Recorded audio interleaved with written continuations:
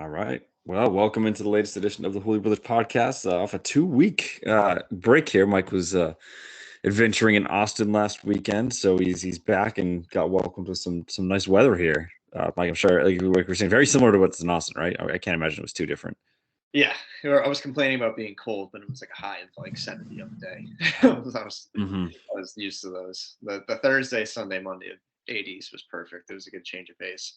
But I do have one thing that you can probably agree with after your trip a couple weeks ago. I Okay. think a 1 hour time difference fucks me over more than a three. Yeah, I can kind of see that. Like you're like, do you mean like sleep wise, energy wise, or just like your We're waiting to the grasp of everything? Yeah. like, Okay. like when I've gone to California with Aria's family, I'm like, okay, I am on a completely different timeline than everyone else Yeah. back here. Like Mhm. there's nothing going on that's the same. And even just like Yeah. sports and stuff, and then it's just like, Yeah. I didn't have really a jet lag or anything. And is your TV crapping out of this game? Okay, yes. All right, thank you. I was like is my TV gonna explode? The new one I just bought. You were But yeah, saying. like I was like trying to like text people, and I was like, you kind of forget where it is, and then you kind of like looking back at the weekend, and you're like off like an hour, and it's just like slightly off, which makes kind of frustrating you. Yeah, like I think you sent me a you up text at some I can't remember which night it was. Was it Thursday night? It was Thursday. I was actually up late because we do trivia Thursday, so I was like up later than I usually would be. But I'm like, no, you missed me by like an hour. Yeah, I think I was like, oh, I think it was like 12:30. Like, oh, it's not that bad. Oh, God, wait, that's like 1:30 on a work It was night. I was not awake at 1:30. I was actually probably semi awake at 12:30. But yeah, no, I do know what you mean because like yeah, especially with sports because like yeah, it was divisional weekend when I was in Nashville, and I'm like the games at 3 and 7. I'm like, is that right? Yeah, and that versus like when I'm in Vegas. I'm like, oh yeah, it was like, oh yeah, 8:15, 5:15. Like yeah, like Thursday night football. I'm like, I'm missing the whole thing because I'm getting dinner at like 6. So I'm like, yeah, I'm gonna miss the whole game.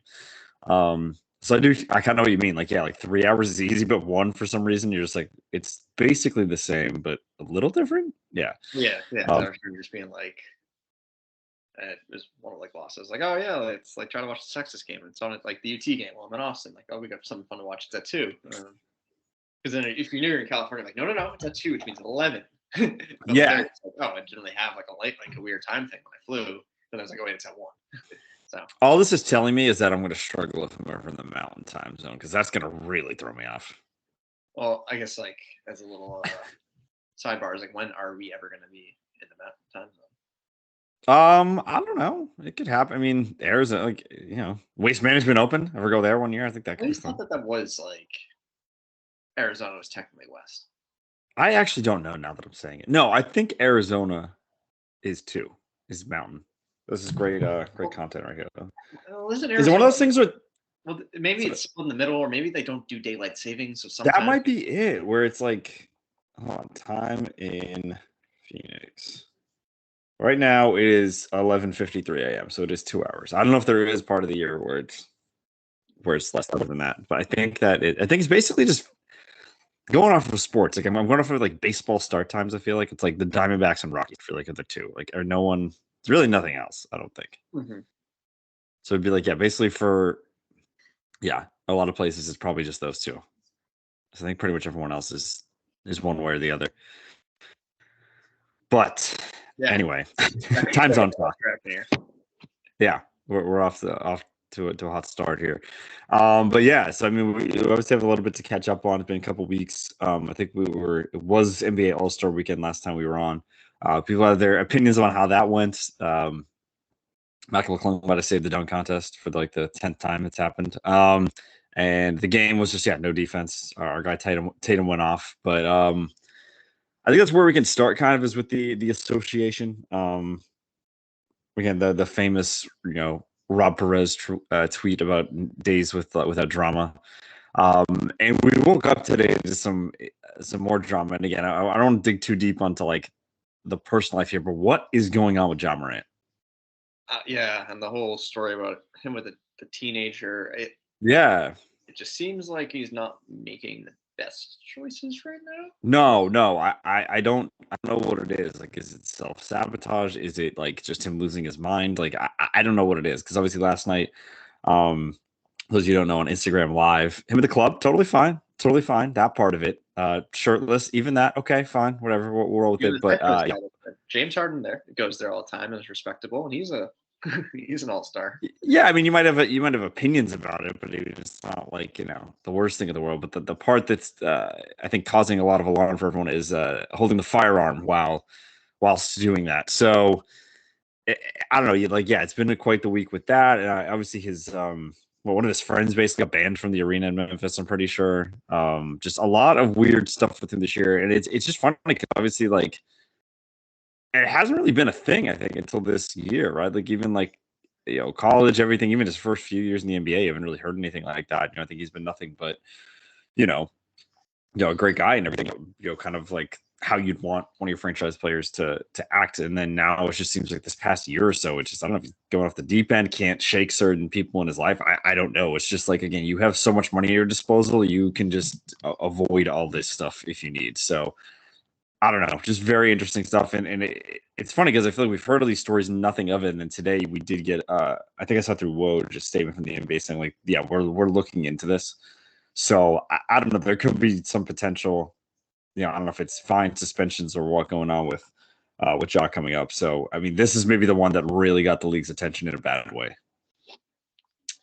Yeah, it seemed like it's weird how they would investigate that and not the, yeah, teenager with guns or whatever it was. So, it's. I hope that this is kind of just something you can get past. I mean, I definitely cannot relate to any sort of like people in life scenario like that. So I know, but I know how to respond. But it's definitely just a weird scenario. Yeah, and like obviously there's like a lot of like, again not to get too deep into, obviously a lot of like inequality in certain areas and like, growing, but like from what I've heard, it does not sound like Ja grew up in like a really rough area. Like I don't know, that's just like what I've seen online. Like, so I don't know where that's stemming from, but I mean, you always have people in in your life, you never know kind of how that works, and it can be tough, right? Like you have friends for a long time and everything, but I don't know, it just seems like this all kind of came out of nowhere. And yeah, I don't know, maybe because that other one was maybe already like a legal issue that had been handled, and now it's like, okay, what's going on with this most recent incident? But yeah, I don't know, his PR team's getting some work in for sure. So yeah, we'll obviously see how that goes. It's just so strange. Like I said, I hadn't heard even like no inkling of this until this year with him. So we can kind of figure it out if he needs. Yeah, I don't know if he needs some sort of just to talk to someone, whatever it is. Just I hope he figures it out and can straighten everything up here. But it just that's just like, again, I figured we'd start with that because it's kind of like the news that broke this morning, or at least like when I woke up to and was kind of scrolling through Twitter. That was kind of the big storyline there for me. So figured we hit on that, but we'll obviously see where all that goes. But I figure since we're leading there, we can lead in with some NBA. We're getting really close. We'll have a lot to talk about as far as college hoops, but figure we'll start out with the pros for now. Especially because I don't know, like I feel like I pay decent attention to the NBA, but the second the tournament starts, I forget that the NBA is a thing for like 2 or 3 weeks. So we'll give it a shine now. But yeah, I guess we can start with what happened last night with our team. No, that the Celtics beat the boogeyman and the Cavs on Wednesday, and then now they have to beat the next boogeyman and the next tomorrow. They didn't play last night. Yeah, I mean, it's one of those things. Like, again, we always joke about it. The Dr. Evil, like, no, it's like they're up 28. I'm not going to actually witness there, and I'm just going to assume it all went to plan. What? Like, or it's yeah, sort again, of like the reverse Angels in the outfield. It's like, do you think the Celtics were playing basketball? Well, in the second half, they clearly weren't. yeah, no, that's what I think. I never texted you last night. Obviously, I was out and I didn't catch really. I'm actually happy about it because I think I might have just been screaming at my television for about an hour and a half. But yeah, I mean, 28-point lead against the Nets, and I don't know. I mean, it seems like they showed up last night. I know Rob had to leave the game, which is, again, I hope not a big concern. I hope it's not a long-term issue with him. But I mean, Tatum put up some numbers, but I mean, 0 of 8 from 3. I mean, we're starting to see very, very faint whispers of what we saw at the beginning of last season. Yeah, I'd say that after the season ends, you put away your foam finger, you put away the panic button. I haven't looked at it since the finals of last year. After after the blown cover that happened against the Cavs, one of my friends says he was nervous, and I'm like, no, we beat the Cavs, we're good. Like the Bucks are just on a ridiculous streak, just got to do our own thing, not worry about them. Mm-hmm. But after last night, I think I've unlocked the panic button. It's in the room. I can see it's it. there. It's there. We're close to it, but you can see it because not that I think this team will right the ship in the regular season and go on a deep playoff run. It's just sort of these things that last step they can't get over. It's these weird blown leads just there's something. It's like I don't know, I can't even put my finger on it anymore. Or it used to be like, oh, they don't have the mental fortitude. Where it's like they definitely have that. It's just there's just something that they just can't get past, and it's just like you see, like you can't ignore the signs and be like shocked when the final times because the Bucks, I hear that they completely regret tanking that last game and blowing the home court because they thought that they would. I mean, of course, they blew their game 6 at home, but I think they think if game 7 was in Milwaukee, they would win that, and I think they're going to clearly go for the 1 seed. And yeah, I'm not sure if you saw it today. A very troubling signing they picked up in the buyout market. They signed Gordon Dragic. Yep. So they have him and Middleton. Celtics killer. Celtics killers on top of Giannis. Yeah. Maybe boss man revenge. I don't know. It seems like that if we just keep on slipping, it's going to be a conference finals versus Milwaukee that could just go bad. I mean, granted, we got to get there. And I've heard the takes that where it's like, oh, like I'd rather not have the 1 seed if we can guarantee to get Philly in the second round because we know they can't beat them. It's like, no, like that's loser mentality. It's like, well, like the reason why we ran out, like the argument said, like they ran out of gas last year. And it's like, well, you're not going to get there if you get it. And besides, like, I definitely see like the 6-7 range working right now are the Heat who give us problems. And I know we were kind of had a 10-game winning streak against the Nets, but that was a completely different team. Maybe this new Nets team gives us troubles. I'd rather guarantee like a Hawk Wizard Raptor as the 1 seed, sweep them with like no effort. Like even though we swept the Nets last year, that was a big effort series. So we just cakewalk there. Yes, I know the Cavs are difficult, but if we can't beat the Cavs, we can't beat the Bucks, and we can't beat anyone in the NBA Finals. So you just got to work for your best. Who knows? Maybe the Sixers slip and they get the 4 seed. That's the perfect bracket scenario. But you can't be thinking matchups because that's what we avoided last year and help us get out of the East. Yes, we're out of gas, but we have to get there first. Yeah, no, I couldn't agree more. Again, I'm almost happy you led with this because I think at least last year I was the Celtics pessimist. I feel like just because I knew how good they were and I knew there were a lot of times that they weren't, and I'd be very upset with them tonight. So I'm glad you said that because I know you mean. I'm definitely inching closer to panic button territory. I get inching closer. Because I mean, a couple of things off of what you said. I mean, I'm definitely worried. Am I at the breaking news horn? Yeah, let's hear it. Let's hear it. Just on the person we started off the show, John Morant to be away from the Grizzlies for at least 2 games. Okay. All right. So, yeah, but that's fun. Damn, that could have been perfect like 3 minutes ago. But yeah, so I mean, we'll obviously see what happens in that situation. But I think that's probably a good thing for everyone, at least for a short period of time. So obviously keep our eyes on that. But thanks for hopping in with that, Mike. But yeah, just to go back to the Celtics, I still think that they're, I don't see really, unless things go really bad, I don't see how they're not in this conference finals against Milwaukee. But you bring up some good points. I heard that the other day too, and I was like, what are you talking about? Like, yeah, sure, we're kind of mentally like, I don't know, maybe there's something in the Sixers' head where they don't think they can get over us, and sure, that's great. But no, I'm gunning for that 1 seed. Like you said, we learned this lesson last year. I think, I mean, we blew some games against Milwaukee, but yeah, game 7 in Milwaukee. I mean, like, I don't know. Like, we have to win 4 instead of 3. I know they, like you said, they had the de facto game 7 that we were able to win. But I mean, winning, the way, like having to get an extra game in Milwaukee, I don't want to deal with that. And that was without Middleton and an ungodly performance from Jason Tatum. Yeah. I mean, the only thing I go back to recently is like, And again, this seems like ancient history now because it was over 2 weeks ago. But I mean, I guess the hospital Celtics did. It took a Jrue Holiday 40-point performance to beat them. So that's just like things that can happen sometimes. Like you don't have film on a lot of guys, and yeah, you get hot one night. But I mean, I'm definitely worried. I mean, Dragic, I'm hoping he's just like getting too old. That it's not like that big of a signing. But I mean, yeah, you never know.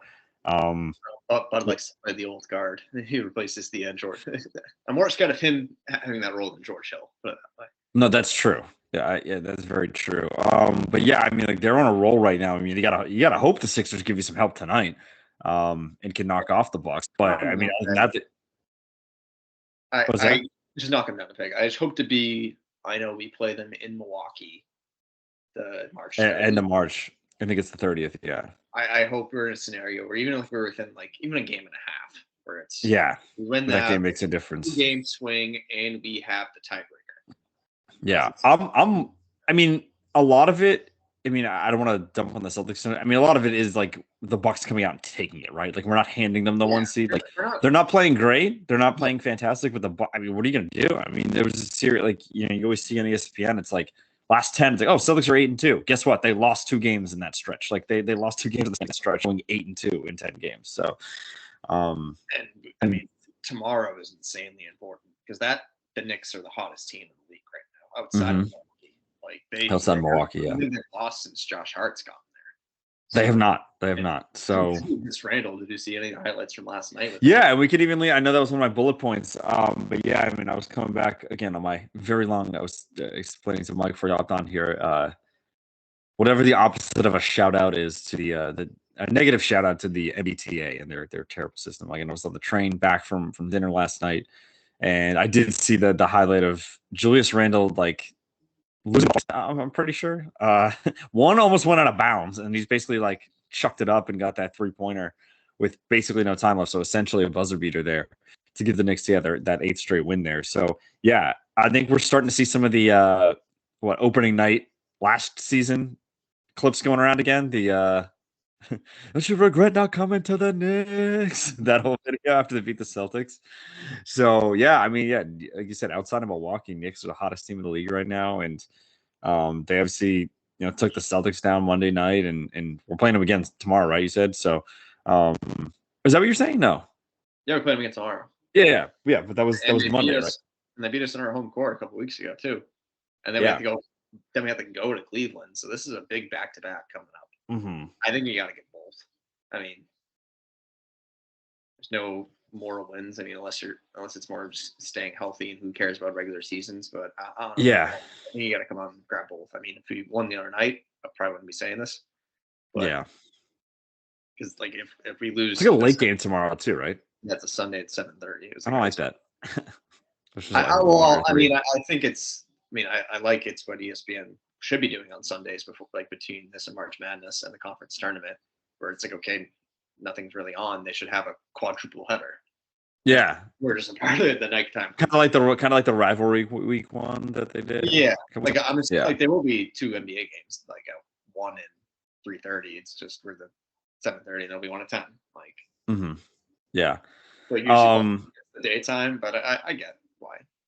I still think we're going to look back on this year, and I still say it. I think he was really just the victim of being in the wrong half of front court, back court, and the wrong conference. I still can't believe Jalen Brunson was not an All-Star this year. Like if you look at some of the guys that were able to sneak in, it's crazy because like, I feel like the East backcourt was the one that stayed the healthiest. So it's just like I don't know. He's having an amazing year. I just want to give him a shout out because I know there's kind of a lot of pieces on that team. Randall obviously an All-Star. We talked about the impact Josh Hart has had, but Jalen Brunson should have been an All-Star this year. I don't know who comes out, but I'm like, wow, we're gonna look back and be like, he did not make the All-Star team that year.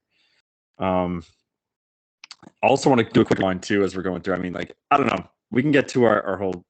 It's gonna be Celtics. I'm almost certain that would be my prediction for now. I know Cleveland, Philly are close, but that would be my prediction for the East Finals. But last Friday night, again, just to kind of go back to that, I was kind of killing time. I was out with some friends, just hanging out, and saw this crazy game that was happening on NBA TV. Just kind of talking about the Western Conference for a little bit, and the second highest scoring game ever in NBA history, with the Kings and Clippers last weekend, 176-175 final in just double overtime. So not even like an insane amount of overtimes. And I don't know, what else can I say but light the beam? I know, they're insane. And they actually did play again last night in another thriller where the Kings won by 1 point again. They love it. So, I mean, they're playing incredible at all. I know you mentioned in the doc, look at the standings, but so pulling up now. Yeah, I wanted to take a quick pulse check on that. Yeah. They're holding on to that 3 seed pretty well. So Yeah. I know, because we're starting to see some movement with the play-in range, and everything in there. I think this is something that I've kind of been hinting at for a while with some takes and permission to go there. Go there. The Warriors are winning the West. Yeah, I mean they're winning the West. They're up to the 5 seed now. I mean, that terrifies me. That's Suns Warriors first round. That would be insane. Yep. I'm gonna read that right now. I know. I want to see it, but I mean, I'm just like, I thought that when they were in the 9 range that they were threatening with it. Now they're getting up to 5. I'm like, oh yeah, I think that was the whole thing. Yeah, we see they're on a 5-game winning streak. That was the whole thing where it's like, I don't know what they're playing. I mean, at the same time, you're just like, yeah, even in the play-in tournament, be confident. Like they're the 9 seed, but they're also like 2 games out of the first. Everything 4 to 10 is, or 4 to like even like 11 or so is like it's like a couple games. So I was always worried. Can you that is troublesome with them is their splits. Their splits 7-23 on the road, 27-7. Is it troublesome, or is it's a glass half full, glass half empty type situation? Because I know that I know this is completely wildly different stat, but I know just like the Kerr Warriors, all their finals, they always get one on the road. So if they're playing, right, so I'm saying you have to get one. So even if you're the low seed, you have to get 1 of 4 on the road as long as you take it. I mean, I know that's a lot to say, like, oh, you're going to sweep it home every round, but like, I don't know. I mean, like, just the way we saw Phoenix go out last year, how we've seen kind of KD perform without the Warriors. I don't know. Like, if that's a series, I'm picking, Warriors in that one. So, I think there are only really 2 capable teams of beating the Warriors. Of two teams of beating the Warriors? In the West, that is. In the West, okay. I mean, like, if all goes well in Phoenix, and especially get them early on, like, allow to keep, like Booker and really Paul and Durant healthy. Like, getting them early would be a huge help. And then, I mean, I can't disrespect Denver. I mean, they're 45-19. And I know they lost in 5 last year, but again, that was without Murray. That was without Porter. I know they made some other changes. Like, yeah, it's like, I know you can say that, like, you can kind of find them fraudulent, but at the same time, they were in the conference finals in the bubble, and you could argue that if AD doesn't hit that buzzer beater in game 2, I think it went 6. Like, who knows? Like, that could have went a different way. Last year, they were snake bitten, and even were able to take a game for them. So, like, I don't know. It's hard to say that the Bucks and the Celtics are the best when they have the identical record as the Celtics. So, yeah, I gotta give them some respect and be like, they have a shot. I mean, love the Kings. They're not beating them. Memphis. No. Kings are a good story, but Golden State just owns Memphis mentally. So, like, I agree. So. Especially who knows what's going to happen with all this jaw stuff. So it's funny, obviously, just because I think the Warriors took a while to get their stride, and obviously Phoenix is a brand new team that, like you said, going to give a lot of respect to Denver. But I mean, like, you could argue the 2 best teams, and they're going to face in the first round, in a 4-5 matchup. But yeah, I don't know. That just like worries me because I'm like, even if the Celtics get there, for a lot of the year, you're like, okay, if we can get past Milwaukee, get to the finals. I kind of trust them against every team except for the Warriors, and I'm just like, oh, we probably thought we might be avoiding that for a little, and now it's becoming more and more likely that could potentially happen. Well, so I never got mentally past that. Like, the Warriors are at the end, and if we don't get there, awesome. Yeah, I don't know. So it's something that could happen now. So yeah, I just wanted to throw that out there. I'm like, Warriors. I'm calling it today on March 4th. Again, I hope I'm wrong. I'd like to see some new blood in there. I know the Phoenix was there a couple years ago. I don't know. Anytime Kevin Durant goes somewhere, I'm probably not the biggest fan, but I'd probably prefer them over Golden State, but I want to see Denver get in, or if Memphis can get their act together or whatever. But yeah, and again, we could go on and on and on, but I mean, like I said, yeah, standings. Brooklyn. I mean, I don't know, the new look Nets too. I mean, they're hanging on. I think maybe Mikal Bridges just needed some shots, because he seems to be doing pretty well here. And Big win. I know they're only won 2 out of 9. So. Yeah, but I mean, it seems like and I'm getting such like my eyes are all screwed up right now, so I can't even see what's going on there. But it seems like the top 6, like I don't know if anyone's going to slip out of there. You know what I mean? Like it seems like Miami's not exactly going out and taking it. So they're the only team I imagine could take it. Because I know the Hawks fired McMillan, had Prunty for a few games, but now got Quinn Snyder. So yeah, I just don't think they're consistent enough to get up there. Yeah. I don't know, but I mean, like, yeah, hopefully Celtics can right the ship here. We'll obviously have an eye on them and everything, but yeah, that's just I wanted to make a few long-term predictions. Again, definitely worried about the Celtics a little bit. But hopefully we at least get that Bucks matchup, and then Warriors I think gonna run the table in the West, if you will. But yeah, should we move over to some college hoops then? Mm-hmm. Coming off of we just saw another top 5 team go down, as we've been kind of seeing all year here. Me shocked.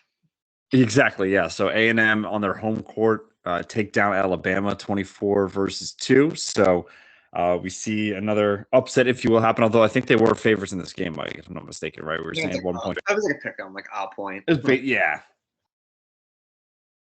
Yeah. So again, it just the curse continues, if you will, for team. I guess they're not number 1, but teams that are kind of getting up really high end up, going down here. So saw another upset really already early. We have a really good slate today, Mike. That was kind of one of them there. A couple ranked teams going at it there. We had Baylor. Wait, Baylor ended up losing, right? Too. Yeah, we got another top 10 team. Yeah, two ranked home teams against unranked road teams went down, and Baylor probably more shocking. But then probably more the score in Providence kind of getting dusted by Seton Hall. So good to see. What was the final there? 82-58. I still got. Jeez. Oh, sorry. Yeah, I don't know what's I'm gonna fight through it, but my vision is like, I don't know what I did, but I cannot. I have like something blocking my eye right now. Very tough. Tough week for those Friars. I mean, they kind of like the whole thing in the Big East this year is that the top teams have just really been defending their home court, and that's about it. And even going back to last year, I think they Providence had like an 18-game home winning streak. So they lost to Xavier. I mean, not a bad home loss, but broke the streak. And then this is kind of a relatively bad home loss. So I don't know. I don't know what the bracket is, but that could be a rematch next week in an MSG here. Maybe like a 3. Okay. Maybe like I don't know. Actually, who knows? But yeah, that's a pretty tough loss. But yeah, we got a pretty good slate. A team that, I mean, not a ranked versus ranked matchup, but one that I just throw on my TV. That a team that I'm from that Big East that I'm slowly getting in on is Marquette. Yeah, St. John. Yeah, they've kind of been 16-3 in Big East scene here, 24-6 in the year. They've kind of really taken care of business the last couple weeks. Like they haven't really had a bad loss. They've had some pretty impressive wins. I think a team that I'm high on, even though they fell out of rankings. They beat Creighton recently. So let me kind of pull up there. And while we're kind of doing that, can we talk about how maybe just what a fantastic job career-wise from Shaka Smart to was maybe on the bubble of getting fired on Texas before that could happen. He's like, no, I'm just gonna take a different job at Marquette. Yeah. So you fire me, I have a different job. Yeah, he's recently beaten Xavier, Marquette, and took care of some of the bottom teams in the Big East at the Butler. So hopefully they can kind of continue this hot streak. I think they already had the 1 seed signed up and get a big win on senior night and have the Big East tournament playing well. And I guess another upset alert to look at from this slate of games would be Tennessee Auburn. Auburn probably needs a and good win. Terrible themselves in the bubble. Yeah, and terrible news from Knoxville this weekend with Ziegler being up here. That's just, you hate to see that. I mean, he's such a competitor. I didn't see that Ziegler's up there. I thought I saw Rothstein tweet it the other day. Yeah. But that just sucks for him and then also them as a team, because I mean, he's kind of like, he's a leader on that team. So again, I can double check that, but I'm pretty sure I saw that. If Rothstein said I trust it. No, I just want to make sure. I know he's injured. I thought it said for the year. Just looking at the slate, got K-State at West Virginia. West Virginia, again, maybe we need this win to get off that bubble. I'm not sure where let me try to open this up in a new tab. Where I know they're on the bubble in the latest bracketology. Let me try to see where Looney already has them. He updated it today. West Virginia has a last 4 bye currently playing Kansas State at home. So a win there would be good to kind of give them some insurance, because if they lose this game and go out early in the Big 12 tournament, that's someone that could be suspect to falling out of the tournament. Who's that? I'm sorry. West Virginia, that is. Oh yeah. I mean, like I looked at their record. What is it overall again? It's 17-13. I think they're going to be pretty gracious in the Big 12. Like, I think they're rewarding them for the trials and tribulations of conference play. So, and even on a part of the last 4 byes, Auburn is right there with them. So it looks like it's the last 4 in, and then of the last 4 byes, West Virginia is the second lowest, and Auburn is the lowest. So that they're really close to entering the last 4 in, and if they leave early in their respective conference tournaments, that's someone that can shoot right out of the tournament completely. So these are 2 huge opportunities against 11 and 12 respectively to kind of solidify their bubble status entering their conference tournaments. And I did confirm torn ACL for Sky Seagull. Then another game in the slate. I see a 13 next to Virginia. I thought they were up to 6 as of last week. Oh yeah, what happened last week?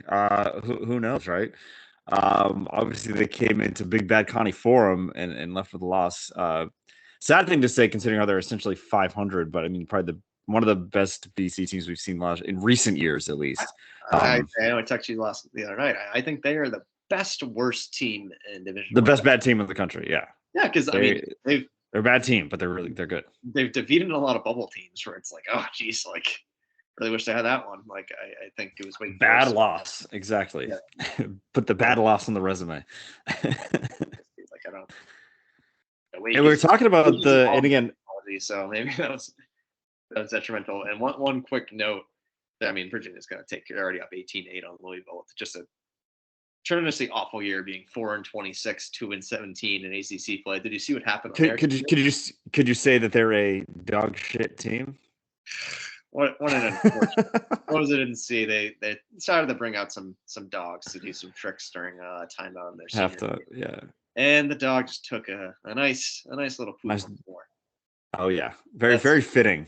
Very metaphoric for their season. So I just had to point both those facts out in a pretty much throwaway game from the slate. It's funny because if you told me, I don't even think necessarily even like Patino era, but even like, well, I can't remember when he left, but like even like the Donovan Mitchell 5-6 years ago. Yeah, I think that was. You told me. Oh, that's right. No, I'm going to say, if you told me back then, like, oh, in 2022, 2023, we're going to be like much better than Louisville, I'd be like, oh, cool, we finally broke our tournament guest streak, right? Like, I mean, they probably were at least decent right now.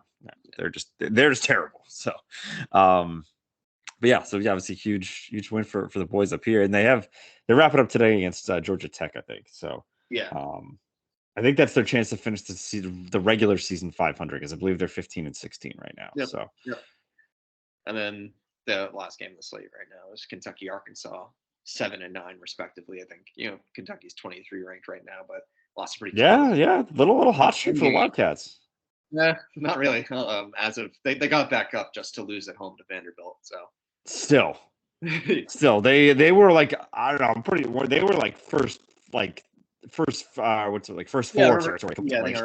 We're talking about a Kentucky UNC playing game. So the fact that they're up to the 17, and again that was updated this morning. It would take some disastrous, right? A loss today and an early exit to like put them in the first 4, I'd say. Even then, I feel like that'd be tough. Yeah. Let's just lose their next 2 games. I think even if they lose their next 2 games, it might be like a 10 or something. I don't know. But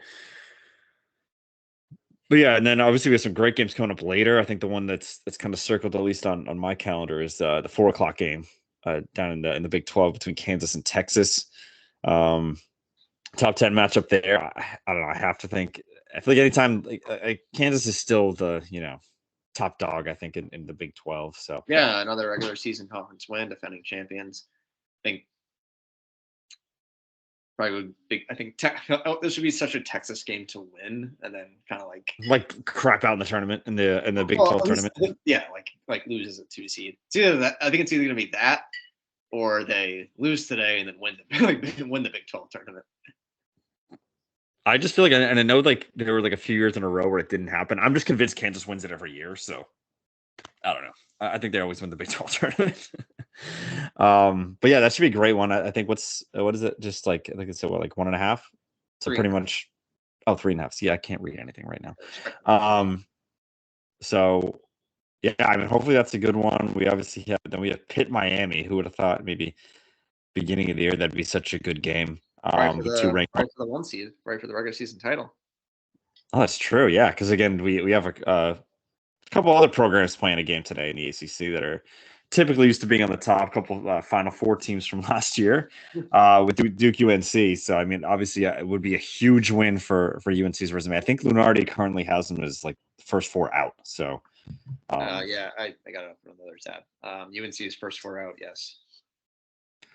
So a couple of things there with UNC. Again, I really do want to see them in the tournament, like for the most part, because I think that like if they can just, I know it's been a like dreadful season for them considering what the expectations were, but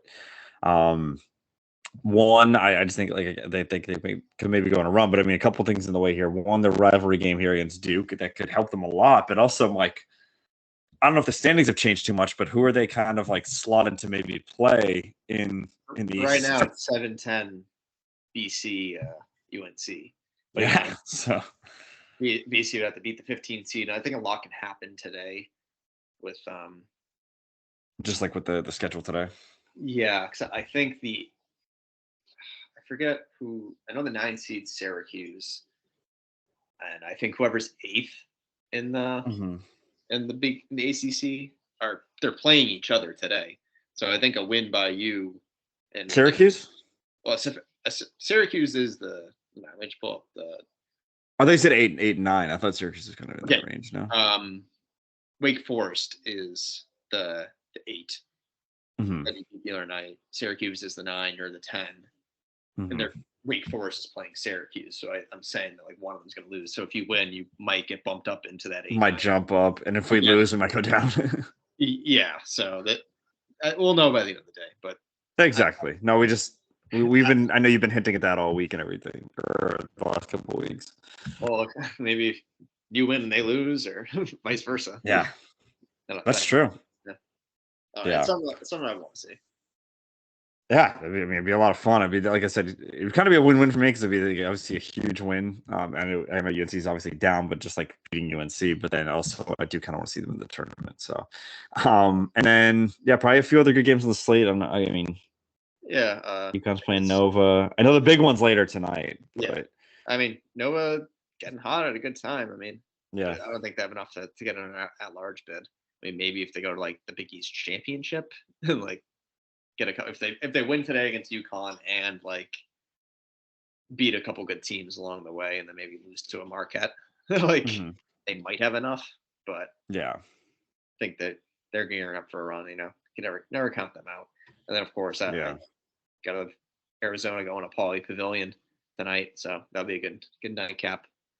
Yeah, for sure. The 10 o'clock game, I think a lot of people are, excited about that top 10 matchup. And I'm hoping UCLA wins. Just, I mean, I'm not picking Arizona, but I just know that I've fallen victim to that too many times. But yeah, UCLA, it's almost like a 2, like, I mean, like they obviously still played well last year, but like, I think there were a lot of expectations after the run a couple years ago, and they seem to be in a really good spot. Obviously ranked 4 now. And maybe this is kind of that last run now for Tiger and not Johnny Juzang, fucking Jaime Jaquez. So yeah. But yeah, that should be a great matchup later tonight. Definitely looking forward to that. Well, no matter what, I don't know what I'm going to end up doing, but I want to at least have an eye on that game just to kind of see what plays out there. Yeah, I think I was watching UCLA a couple weeks ago, and Jaquez became a top 20 scoring. So he's top 20 in scoring and rebounds at UCLA. That's a pretty nice list to be on. with Yeah, Kareem, Bill Walton, Charles O'Bannon. So yeah. That's true. Yeah, because it's probably 40-year guys, right? Because I know Westbrook was there for 2, Yeah. but he's probably not that. I love What's that? I love. Yeah, exactly. Darren Collison. Well, I mean points and rebounds. Like back Kevin Love back then was probably on boards. Oh yeah, he's eating them up. No pun intended. But yeah, I mean, we have a great slate today. We're kind of wrapping up the regular season for a lot of the big conferences. I think there's a couple games tomorrow too, right? We have Houston playing Memphis. Houston, Memphis, Maryland, Penn State. Like Penn State right now is it's quite literally the last team in. So a win against Maryland. I know Michigan at Indiana. That'd be a big win. Michigan's on the first 4 out. So tomorrow's a Big Ten day. So I think they go one day later because they always play a lot of. Yeah, they're the last team to finish. So I think they. Because I think like all these conferences, like the big ACC, Big 12, like Big East, like they all championships games next Saturday, whereas like the American and the Big 10 can go next. That's true. Yeah, it does kind of line up with that. But we have some conference tournaments underway here, Mike. Some of the smaller ones. A ticket will get punched tonight. What conference is that? The MVC. Missouri. Okay. Who we got in that one? There was a big upset yesterday, so I'm looking at it on my phone because I had it up, but then I started looking at other things. It's Southeast Missouri State against Tennessee Tech. So Morehead State was the 1 seed, and they lost a 5 seed, Southeast Missouri State, yesterday. Okay. And it was Tennessee Tech. I think they were 2, and they played UT Martin, and they won. So there's a good chance this might be a 16 seed comes out of here. Yeah, I mean, small 18 and 16 versus 16 and 16 respectively. I mean, yeah, I think this might be I think it might be a 16 seed that doesn't have to play a play. It doesn't do a play-in. Okay. Let's make a prediction. I'm gonna go. Cinderella run of Southeast Missouri State. Good old. You know what? That sounds good. I can see that on a bracket. Somewhere. Especially because their things is SEMO, and it sounds like Lisa Zemo from That's Classified.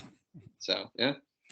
Anyway, and then okay, I'm not saying I hate it, but I just saw our guy Jake Marsh kind of posting some of the brackets. Have you seen the WCC bracket?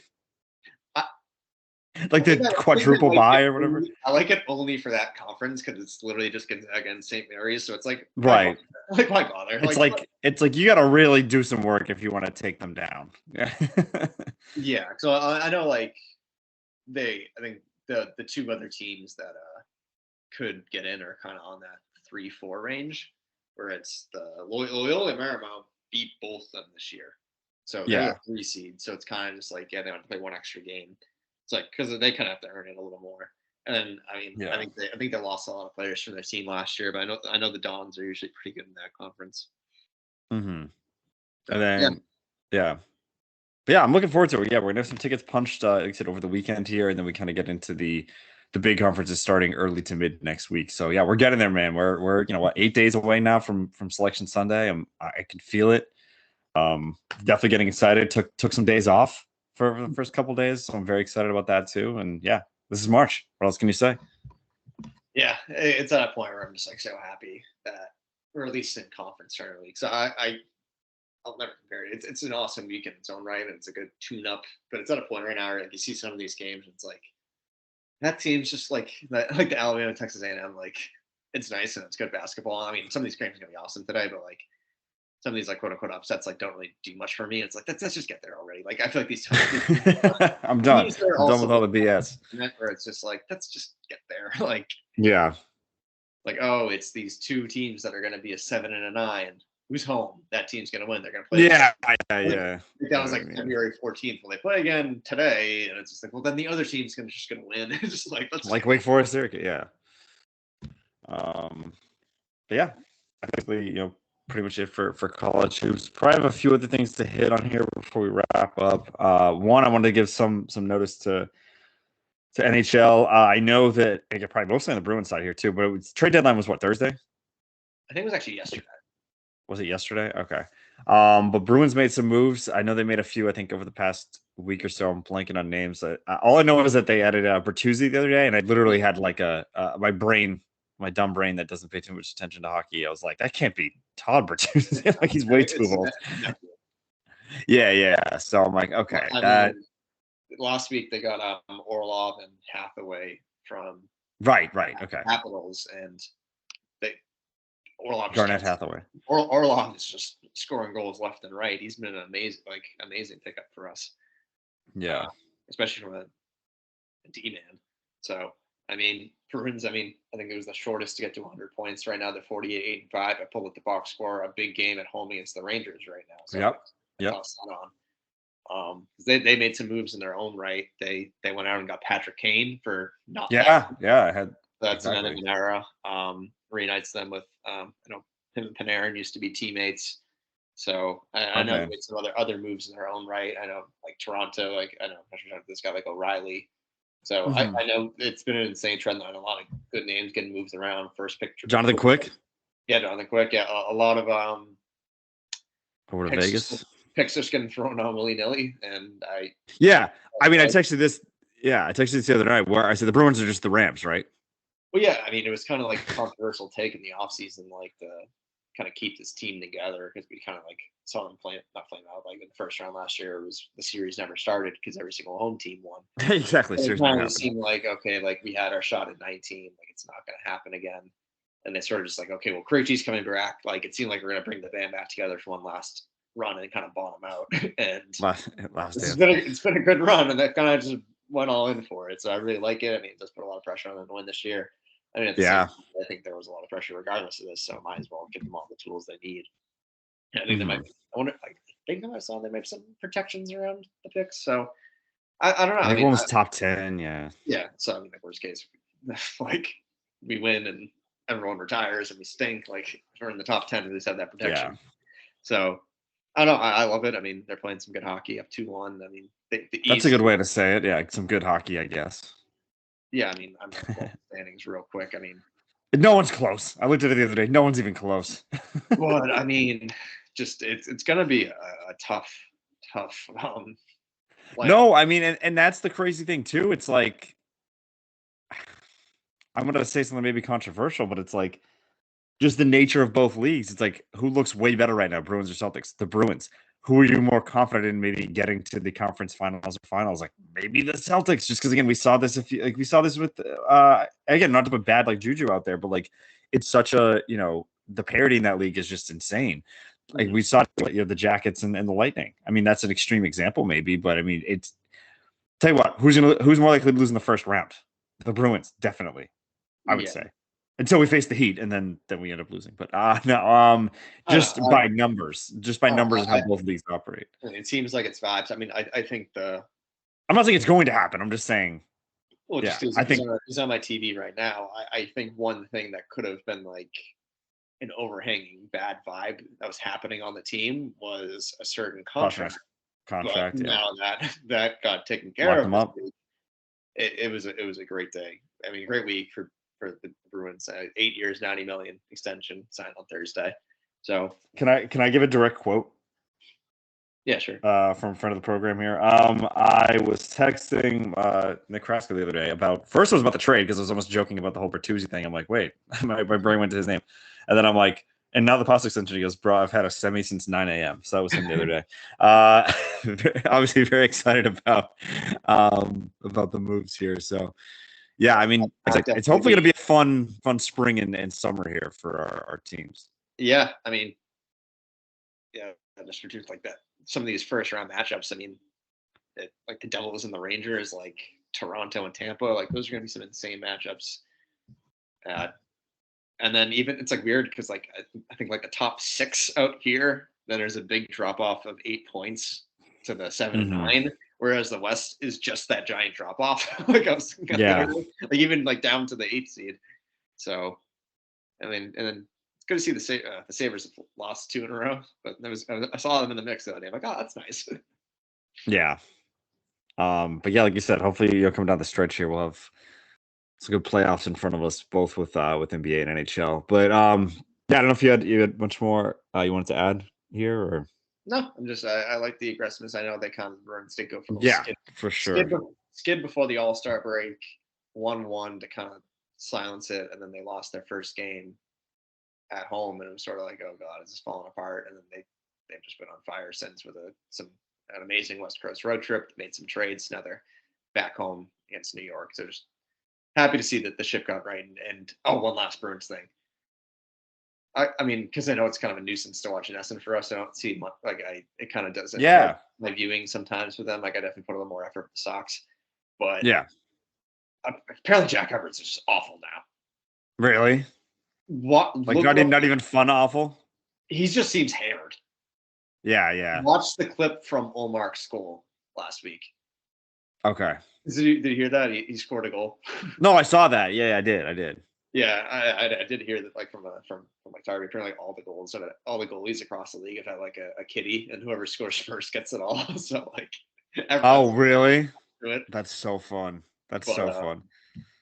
Yeah, like he just was like, and Olmark scores, and he just got at the end, just like I was like, ha ha, like he just seems hammered, and apparently he's been like that all year. Like I think like my friend Target was just like, at one point he messed up. He's like, yeah, probably shouldn't have had so many Bud Lights before this game, huh? And it's just like, oh god.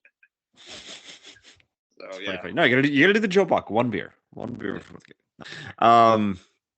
But yeah, I mean, like you said, it's definitely easier when they're on national TV here. So, but yeah, I mean, I think as far as few other notes before we wrap here, baseball, I want to give a little attention there. Padres, they're still not running out of money anytime soon. It seems like a couple extensions here. Yeah, that was pretty funny. Because traveling, I was like, oh, there's 2 Baseball Dead podcasts I listened to. So I tuned into one, and of course, it was after figuring out the day before that Machado got extended, and it was like them talking about how the week prior they asked him, and he was like, he basically just like, no, I'm opting out of my contract. Like he basically just said that. Yeah. That was funny. It's like I'm straight up, I am doing this. He told the media he was opting out, and within 5 days, he was like, brand new contract. So bag has been thrown and accepted from Padres to Manny Machado, and because they extended Darvish too, right? Yeah. A few weeks ago. I think that might have. I couldn't remember. Yeah, I think that might have broke like an hour after we talked. So okay. But yeah, I mean, then it seems like they definitely want to extend Soto. I don't know what that means for Tatis Jr. It seems nuts to me that they'd be able to have all those guys paid. So I mean, I don't know if that means he potentially. I think they don't care because I think they're saying they want to keep everyone and go after Ohtani. Yeah, which is I think what the Dodgers are trying to do, right? Because I actually looked at their roster the other day and it was like still impressive, but nowhere near as impressive as I thought. Well, they're under the tax. I think right that they want to go all out for him. I think that's what I'm saying. Yeah. Ohtani will be a Dodger, and they're just going to be intense because and it's really funny because all these names are. It's like, oh, like I don't really know that name. They might be doing it. And you look, it's like, oh, they're just a top 100 prospect. That's true. That's actually true. Yeah, their farm system still somehow like I'm not sure we saw Lux. I feel so bad for him. Oh, I know. I do love Lux. Because I mean, I'm not sure for people that don't know, he tore his ACL like going from second to third. And, for the year when he got the diagnosis, he was like crying because he was like, I finally got to be the shortstop of the Dodgers. Yeah. Now it's just taken away from me. And knowing them, it was like I know they got Rojas and he'll step in fine. Like he's not something that will take it, but who knows? Like by next offseason or the tax, they might sign everyone, and he might lose. Exactly. No, I know he's been like that up and coming, prospect like for a while. And he got on the team obviously, but was backup and he played some second, and then it's just like he ended the year devastating. So it was it didn't see it. Yeah, so I mean that's obviously awful. And then I think the big news that's been kind of coming out of spring training or some of these rule changes that we've been seeing. Bases. I know there's the big bases, which again, can never go wrong with that. I was actually I was at our parents' last Saturday for a little and saw the end of the game, the tie that happened because of the delay of the game on the batter. Because the whole pitch clock, and it's something I initially thought I was going to really like a lot. I'm still not firmly the other way of not liking it, but it seems short. That's all I'm gonna say. Yeah, I wish it was was it 15 seconds? I wish it was 20. Yeah. Well, because I know they're saying if you watch 90s baseball, they do it. That's how it went. Yeah. And I think it used to be like 18. Oh, 18, that sounds nice. I just said 20 because that's an even number. But Right. yeah, like it seems like it's just like a couple seconds to rush. Like I Yeah. know you see the side by sides. I know this is spring training versus playoffs, so it's a little bit different. Where Right. like they complete a half inning between like Pedro Baez throwing a pitch in like the 2016 NLCS, Yeah. and like that is like okay, like that. His ridiculous, but at the same time, we don't need like half innings that take a minute at bats that happen in a 3-pitch strikeout in 30 seconds. Like that was like 15 seconds the other day. That clip that was going around the Yankees game. Yeah. Yeah, it was like 20. So just like we let it breathe a little bit. Though I mean, I do like how it's like, oh, like some of these games can get done in like 2.5 hours. No, I know. I just think it's more, yeah, like you were saying, it's like I think this is meant to like stop pitchers from being assholes. Like just like that's what I want people from like again, like the David Price length, between pitches. Not stop people. Like it's not to get people going from like 23 to 15. It's like no, you want the people that are taking like 45 down to like yeah. Yeah, it seems a little much. That'd be my idea. I think I like it being there, but yeah, it seems just a little too short for me. That's my early opinion so far. Well, it'll be interesting to see. I know I've heard people bring this up. Like the WBC isn't gonna have a pitch clock. So like all these pitchers that are gonna go from spring training with the clock back to not to back and then to go have back. It. Yeah, so it'll be interesting to see because I know like some of the WBC games, like I think they said like the average like game was like 3.5 hours. Yeah. So it'll be interesting to see like how like pace of play will look there because maybe like people like almost like subconsciously will be like moving a little faster. Getting used to it. Those games, let's say, go down to an average of like 308. Yeah. Be like, oh, they got the point. Maybe we can dial back a little bit, but yeah, it's like an experimental spring training thing. I mean, that's one thing I do got to give.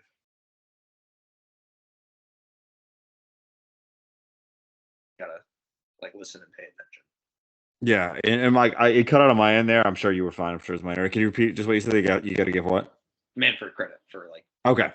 He does experiment, whether it's like in winter ball or minor leagues. Yeah. Yeah, and like I said, I think it can work well. It seems like I said like a little much. I'm very interested to see how this works in the playoffs because there are so many tense ones that are just like pitcher looking in, right? And it's like a 2-2 count. Like it's like that build up. You almost like that time. So again, I'm wondering what it's going to look like. I'm not saying I'm necessarily going to love it or hate it. It's just I think it'd be one of those things. Like I know the pitchers got really mad with the whole like sticky stuff. Like 2 years ago, how they changed in mid-season. They're like, well, like, could you at least give us an off season to like get used to not doing it? Because I mean, a lot of people are like, spider attack is a problem, but they're like, yeah, I just use like rosin and sunscreen. Like, there's nothing wrong with that. It's like having to move that kind of stunk. But if there's like sort of like a handshake agreement, like in the beginning of the year, being like, hey, we're figuring this out, we get it. Can we move it over the course of the year to like find the appropriate number? Like, I hope it's not just like a giant outrage if they go from like 15 to 20 back to 18, and it's like these pitchers are like, what the heck's going on? Like, like I do like kind of see the value of pitch clock because of the. No, it's like I said, just stop the minute long. Yeah, it's just. Yeah. What was that? I think they always showed it was like Clemens and Price, and it's like he got like 3 pitches done, like when Price was like just starting his second or like it was yeah. It can be kind of nuts. I think for like some people that actually watched like September Red Sox last year, like people have to. It's like, like I was watching Hunter Siegel give up like 5 runs in the second inning, and he was taking like 45 seconds between pitches, and it's like, you're getting rocked. It's just like this isn't working. Just pick it up, man. Yeah, exactly. But yeah, so so that'll be again just like you mentioned, kind of like WBC back and forth. We'll touch on that in just a sec here. But how the other big rule change obviously was the banning of the shifts, and again, I was never a big fan of it. I'm like, all right, well, you're setting up a weakness somewhere else. No, I'm a fan of banning it. That is, I'm like, well, you're setting up a weakness somewhere else. If the team hit around it, that's kind of their problem. But I mean, we have it. But something I didn't think of that we saw kind of rolled out the other day. It's an advantage that maybe the Red Sox have that not a lot of other teams have, where they can just move the outfield. Yeah. Is that Whittlebrooks' tweet? Yeah, exactly. Yeah.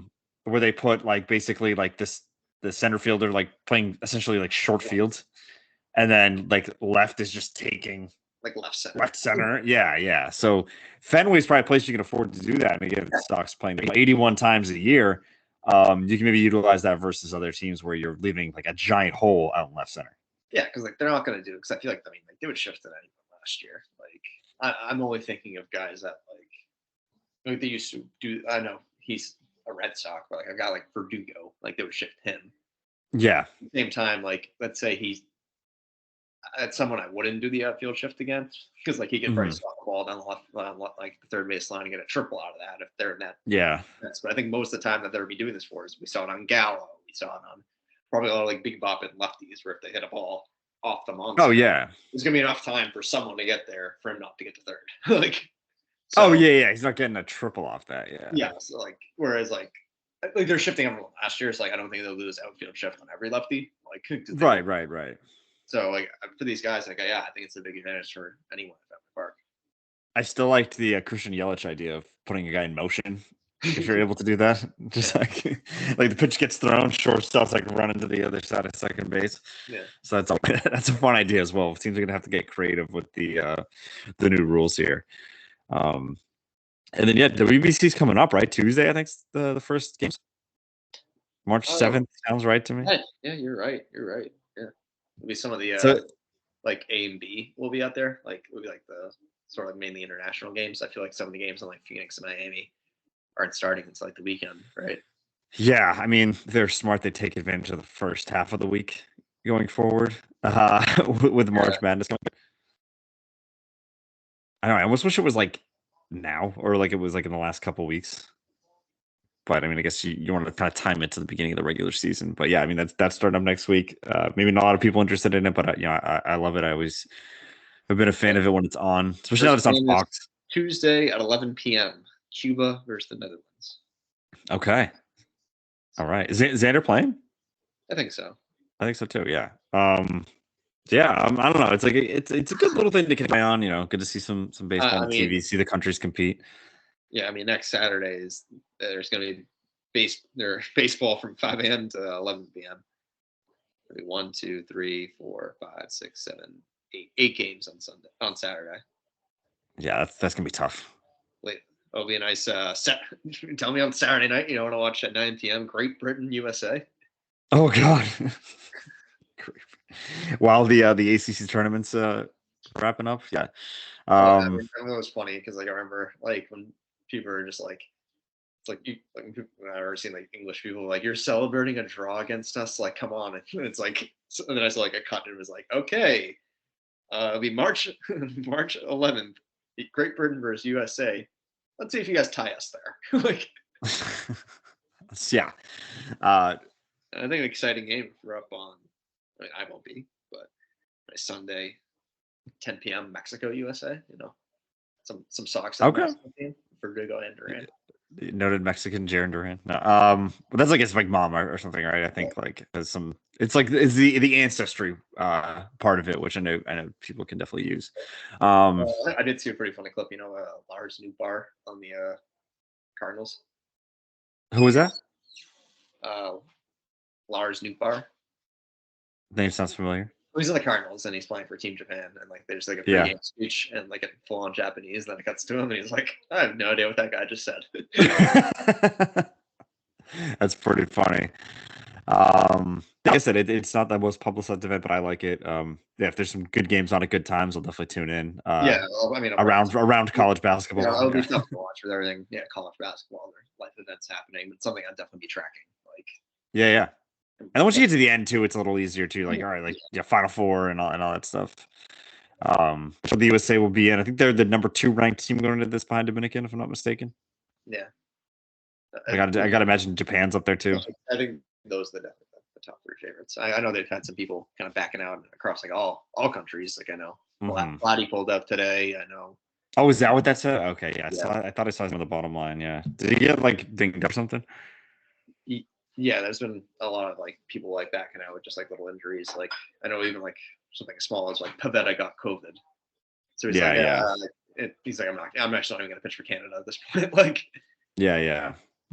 So just, like little things are becoming like I know Cortez is like kind of like a strain and he's like, I'd rather stay at Yankee camp. So there's been some of that going on. I know.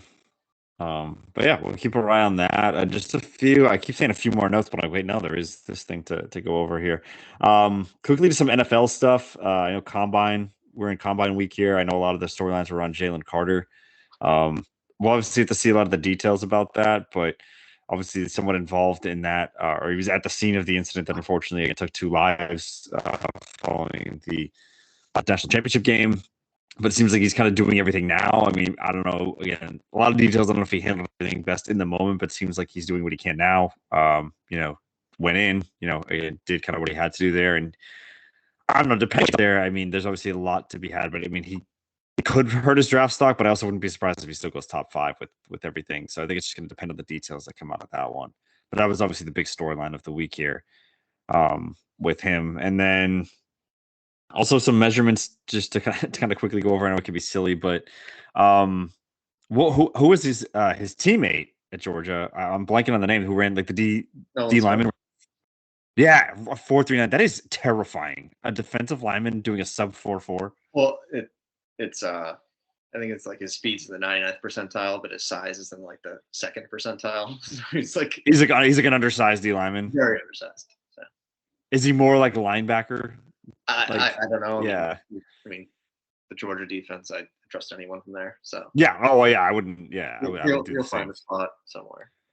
Yeah.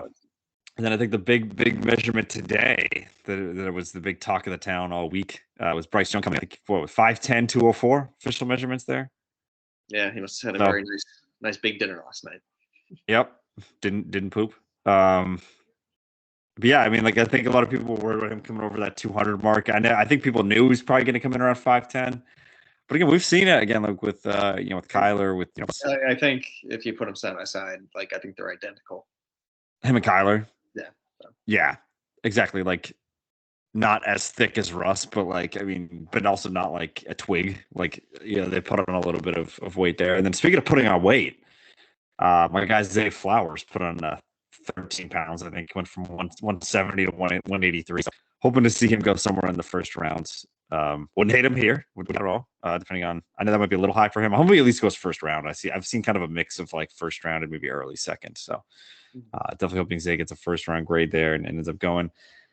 And then Anthony Richardson, I think, has also been the big name where he's kind of shooting up draft boards really out of nowhere. So he's just the guy that I wouldn't be surprised if he goes first round. Yeah, I mean, I think he was always, Zach Wilson. I think he was always going to go top 15, but there's always the guy that gets better after football, doesn't get played because they have the intangibles and the measurables. So, so yeah, I mean, it's tangibles and the measurables. Yeah. But yeah, I mean, I think that's basically it. I just kind of want to give some notes on the combine there. Quick fighting notes. It's a John Bones Jones fight tonight. Don't really know too much about that, but I saw Drake picked him by knockout, so he probably not win by knockout. I think the thing is that he went from like lightweight to heavyweight. That's basically he's just trying to win in a different class. Yeah. And then shout out my guy Tommy Fury taking down Jake Paul last Sunday. Wasn't the prettiest fight by any means, but got it done. And Love Island great season 5. Him and his baby girl that he just had with his follow contestant Molly May on Love Island. So yeah, great little family story there. So yeah, happy to see him get his own spotlight outside of Tyson. Yeah, so happy for him. But yeah, I think that pretty much covers it for today. We had a lot to go over with pro and college hoops, notes from around the rest of the leagues. But I'm excited, man. It's March. I'm really excited. We're wrapping up a lot of conference play today, conference tournaments over the next week. Like you mentioned, I still don't think quite as good as March Madness, but good appetizer leading into everything. Great appetizer. I'm just one of the best times of the year. It really is. I can't wait for that first weekend and everything, and just to see everything play out. But yeah, maybe not the best weather out today, but hope everyone has a great enjoys their Saturday here as we're recording on coming up on 3 on Saturday afternoon. Hopefully, have a good weekend of sports and everything else in front of you, and we'll be back maybe midweek, maybe next weekend, depending on our schedules here. But hope to see everyone soon. That feels all right.